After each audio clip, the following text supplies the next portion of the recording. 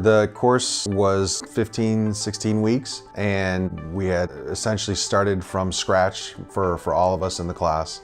And we gradually built over the course of those 16 weeks, really to about week 10, to the point where we learned from the basics of object-oriented programming all the way through a good dose of Java SE programming, as well as flavors of JavaScript, HTML, CSS, server and database work as well.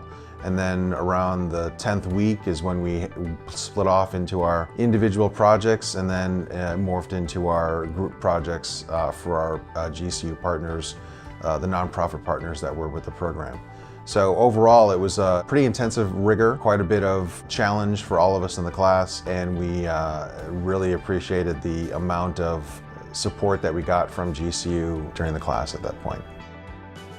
We had essentially 3 groups that kind of rotated on a weekly basis with different students. So we all really quickly got, within the first 2-3 weeks, we were all pretty much used to working with the other students, and really enjoyed the interaction that we had, not only with our instructor, but also getting used to helping each other and collaborate on group challenges or even assisting with individual challenges.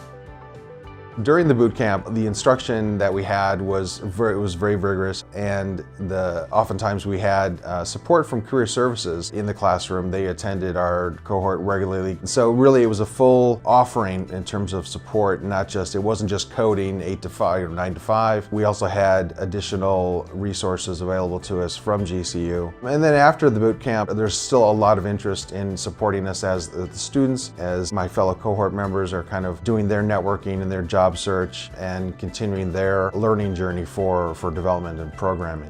So GCU has really been there for the cohort members and really has reached out to as many of us as they can.